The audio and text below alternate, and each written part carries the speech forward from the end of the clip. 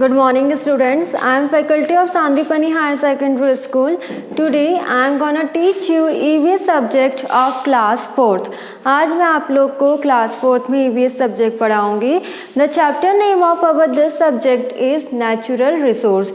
जो आज हम इस सब्जेक्ट में चैप्टर पढ़ेंगे उसका नाम है natural resource. As you can see on smart board chapter name is natural resource. तो firstly we will discuss about what do you understand by natural. पहले हम ये समझते हैं कि नेचुरल होता क्या है, then we will understand about the resources. What do you understand by resources. तो नेचुरल क्या होता है, जो कि हमें प्रकृति द्वारा मिला गया है.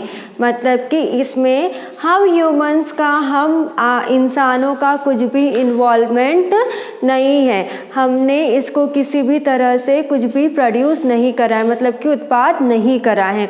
उसको हम क्या बोलते हैं, नेचुरल.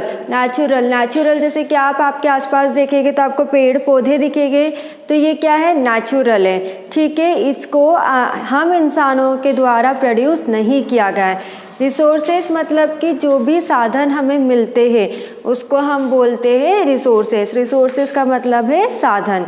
ठीक है, तो in this chapter we will study about the different types of the natural resources.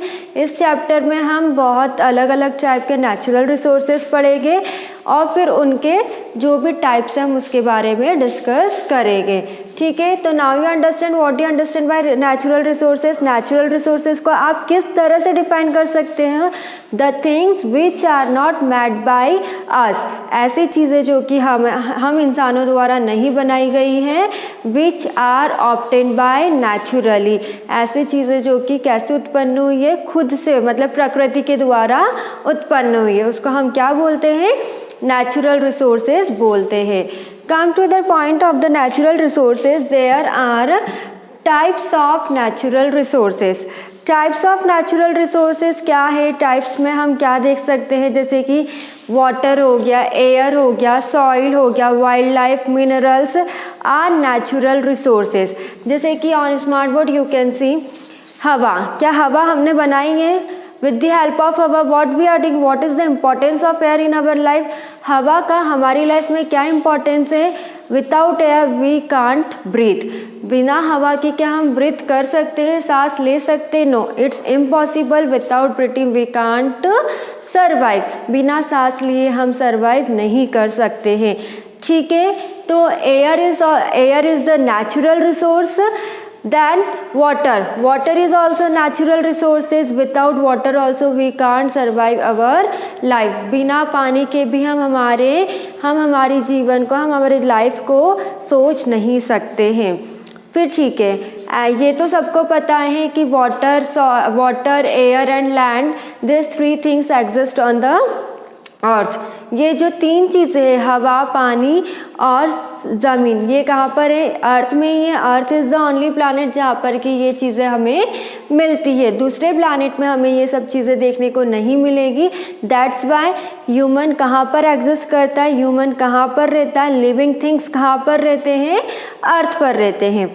Now you can see soil also, wildlife also and minerals also. On smartboard you can see the picture of soil. On smartboard you can see the picture of animals and minerals. ये भी क्या है, natural resources है. मिट्टी जो है, soil जो है, क्या वो हमने बनाई है? No. Soil is also one form of natural resource. ये भी प्रकृति के द्वारा ही बनाया गया है. जानवरों को भी किसने बनाया है, वाइल्ड एनिमल्स जो है, जो भी वाइल्ड लाइफ है, वाइल्ड लाइफ में क्या है, वाइल्ड एनिमल्स है, जो भी एनिमल्स है वो भी किसने बनाए हैं, प्रकृति ने बनाए. And minerals are also natural resources. जो भी मिनरल्स मतलब कि जो मिट्टी में हमें जो भी पदार्थ मिलते हैं, मिट्टी में जो भी चीज़ें हमें मिलती है, तो हम उसको क्या बोलते हैं, मिनरल्स बोलते हैं. तो you can see on smart board that soil, animals, minerals and water and air, these all are the types of natural resources. What are the types of natural resources? Soil हो गया, water हो गया, minerals हो गया, animals हो गए, vegetation हो गया. These all are the types of natural resources. देखिए, पानी क्यों ज़रूरी है मिट्टी के लिए. अगर मिट्टी है तो पानी के बिना क्या मिट्टी उपजाऊ हो सकती? नहीं। मिट्टी रहेगी तो हमारे जो भी पेड़ पौधे घास है वो सब कहाँ पर होगी? मिट्टी में होगी। एनिमल भी जो रहेगी वो कहाँ पर चरेंगे, उनका जो फूड रहेगा वो भी किसकी वजह से होगा? With the help of soil only. ठीक है। So natural resources are valuable gifts of nature for us. हम ये कह सकते हैं कि जो नेचुरल रिसोर्सेज है वो हमारे लिए बहुत ही बड़ा वरदान है, हमारी अर्थ के लिए, हमारी पृथ्वी के लिए। जो नेचुरल रिसोर्सेज है it is a one kind of a valuable gift, मतलब कि बहुत ही ज़्यादा जिसको हम बोल सकते हैं कि अद्भुत प्रकार का जो गिफ्ट है वो हमारे लिए नेचुरल रिसोर्सेज है, क्योंकि these are the resources which helps on earth। ये ऐसे नेचुरल रिसोर्सेज है जो कि हमारी अर्थ को क्या करते हैं? सपोर्ट करते हैं। Without all this natural resources we are not able to exist on earth. इन नेचुरल रिसोर्सेज की वजह से, इन प्रकृति का जो साधन है, जो प्रकृति में जो साधन हमें मिले हैं प्रकृति के द्वारा, अगर हमें ये सब कुछ नहीं मिलता तो हम हमारी लाइफ को सपोज भी नहीं कर सकते, इमेजिन भी नहीं कर सकते, मतलब कि सोच भी नहीं सकते हमारी लाइफ के बारे में अगर ये सब कुछ चीज़ें ना हो। Plants grow in soil with the help of air, water, sunlight and minerals.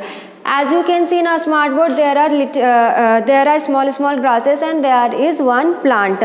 छोटी छोटी घासें जो होती है, छोटे छोटे पेड़ जो होते हैं जो बड़े बन जाते हैं, तो ये किसकी मदद से उगते हैं? जो प्लांट होते हैं। ऐसा तो नहीं कि हम उसको एकदम ही फ्लोर पे रख देते और वो उग जाते, नहीं। प्लांट को कहाँ पर उगाया जाता है? In the soil. प्लांट को कहाँ पर उगाया जाता है? मिट्टी में उगाया जाता है। मिट्टी में जब उगा देते हैं, मिट्टी में जब लगा दिया जाता है तो ये किसकी मदद से बढ़ते हैं? क्योंकि इनको हवा भी चाहिए, पानी भी चाहिए, सूरज की किरणें भी चाहिए और इनको पदार्थ भी चाहिए, मिनरल्स भी चाहिए। मतलब कि इतनी सारी चीज़ें होने के बाद प्लांट क्या होता है? बढ़ता है। तो प्लांट कहाँ पर ग्रो होता है? प्लांट कहाँ पर उगता है? In soil. और with the help of water, air, minerals, इन सब की वजह से हमारा जो छोटा सा पौधा होता है वो कैसा बन जाता है? एक बड़ा पेड़ बन जाता है। Without plants, life is not possible because we get our foods from plants. So all these natural resources are valuable for us. Can we imagine our life without plant? क्या हम हमारी लाइफ को बिना पेड़ पौधों की इमेजिन कर सकते? नहीं। क्यों नहीं कर सकते? अगर पेड़ पौधे नहीं रहेंगे तो हमें हवा नहीं मिलेगी, और अगर पेड़ पौधे नहीं रहेंगे तो हमें खाने को भी नहीं मिलेगा, क्योंकि जितने भी फूड्स, वेजिटेबल्स कहाँ से आते हैं? With the help of plants only. तो टाइप्स ऑफ नेचुरल रिसोर्सेज में अगर आपसे पूछे टाइप्स ऑफ नेचुरल रिसोर्सेज क्या होता है, तो air, water, land, soil, minerals, wildlife, these all are natural resources. As we are discussing our first type of natural resources, that is soil. अब जो हम डिस्कस करेंगे हमारा टाइप्स ऑफ नेचुरल रिसोर्सेज में वो क्या होगा? सॉइल होगा। सॉइल सबको पता है सॉइल क्या होता है? सॉइल सबको पता है मिट्टी होती है। मिट्टी सबने देखी भी होगी, अलग अलग टाइप की जो मिट्टी देखी होगी, काली मिट्टी देखी होगी, सफ़ेद देखी होगी, लाल देखी होगी, रेतीली देखी होगी, मिट्टी सबने देखी होगी। तो सॉइल क्या होता है? Soil is the loose top layer of earth on which plants grow. Soil को क्या बोला गया है? अगर अर्थ के ऊपर सबसे पहले कोई लेयर होती है, लूज टॉप लेयर, मतलब कि जो ढीली ढाली एकदम से जो टॉप लेयर होती है, सबसे ऊपर वाली लेयर कौन सी होती है? That is soil. आप देख सकते हो पानी के ऊपर फिर कौन सी लेयर है?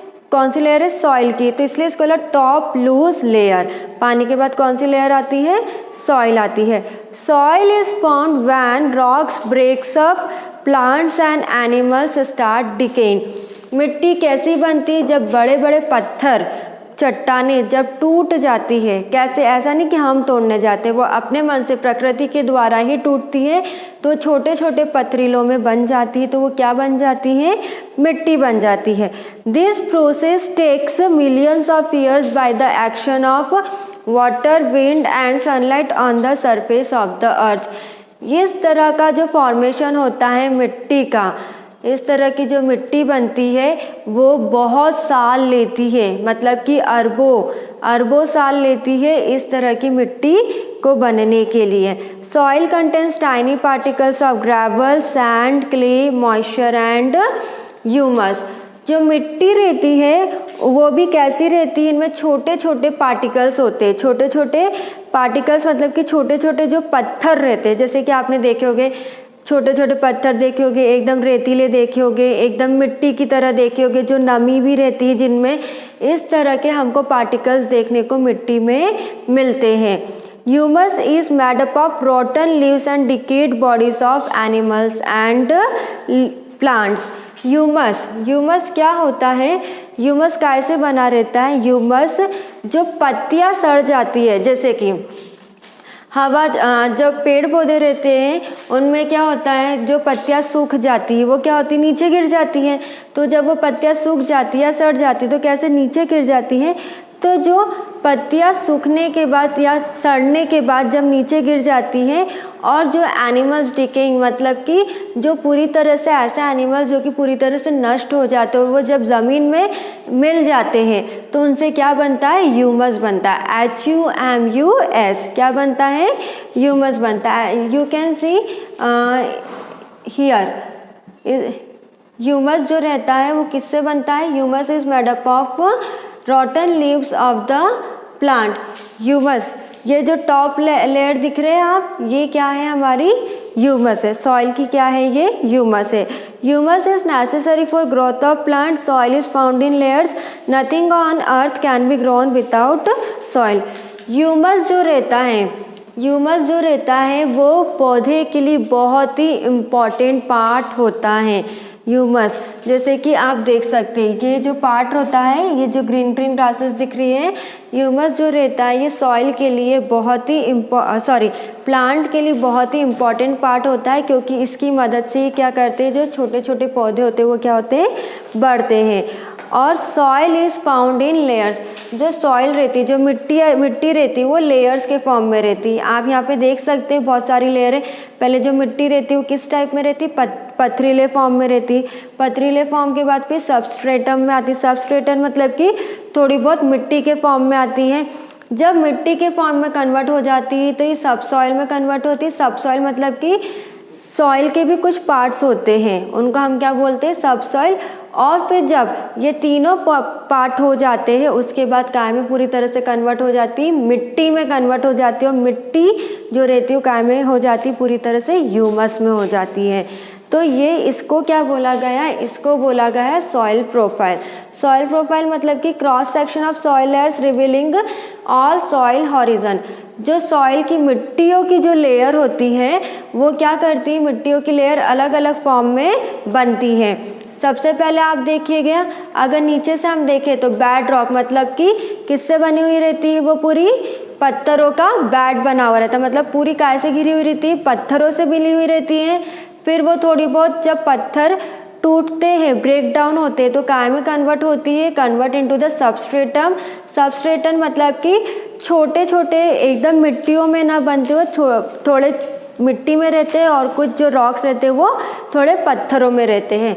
फिर जब थोड़ा सा अगर हम आगे चले तो वो जो काय में चेंज होता है, सब सॉइल में चेंज होता है। सब सॉइल में कन्वर्ट होता है मतलब कि आधी मिट्टी में कन्वर्ट होता है, उसमें भी कुछ ना कुछ अभी भी पत्थर होते हैं।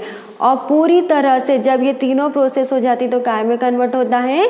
मिट्टी में कन्वर्ट होती वो, मतलब कि सबसे ऊपर वाली टॉप सॉइल बन जाती है। ठीक है।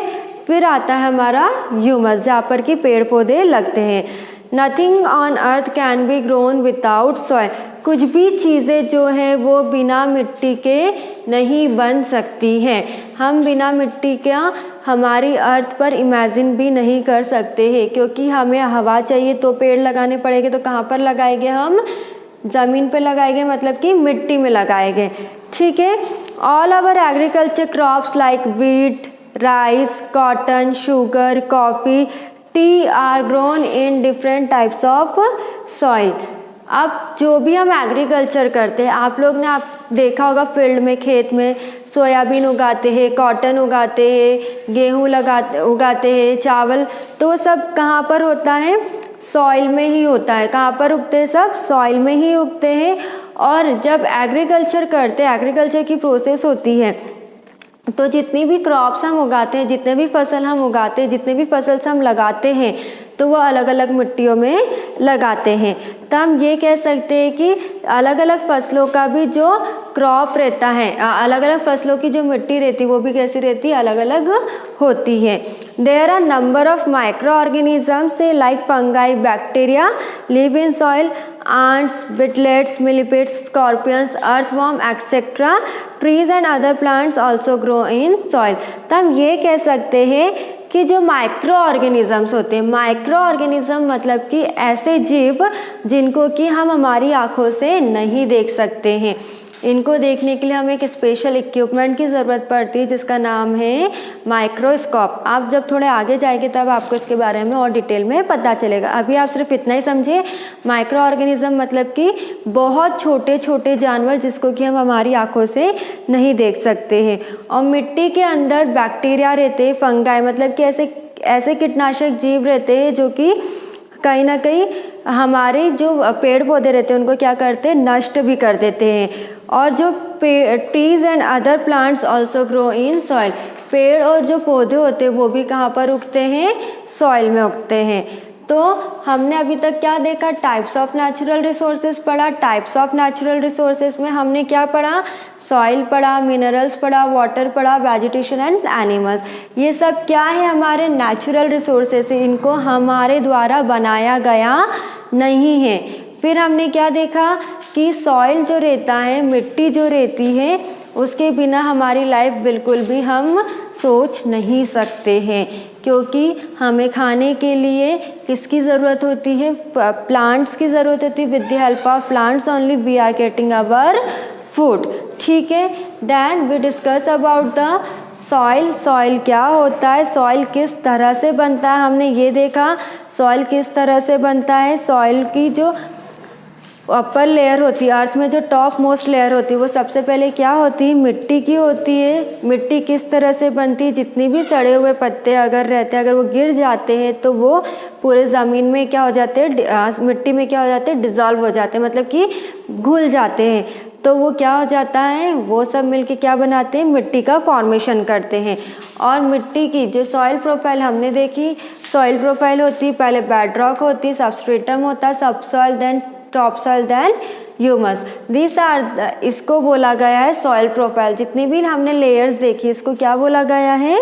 सॉइल प्रोफाइल बोला गया है। फिर हमने देखा जितना भी हम एग्रीकल्चर का प्रोसेस करते हैं, जितनी भी हम फसलें लगाते हैं, वह अलग अलग प्रकार की मिट्टी पे लगाया जाता है।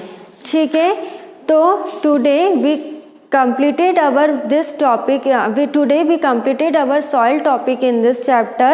In next class we will start our new topic, that is types of soil. थोड़ा सा ब्रीफ इंट्रोडक्शन में आपको दे देती हूँ टाइप्स ऑफ सॉइल में कि हाँ कितनी प्रकार की सॉइल होती है। आप लोग ने कभी देखी भी होगी alluvial soil, sand soil, clay soil, black soil, red soil. ये this all soils we will discuss in our next video in next class. So today we completed our this topic in this chapter. The soil topic we completed today. Thank you.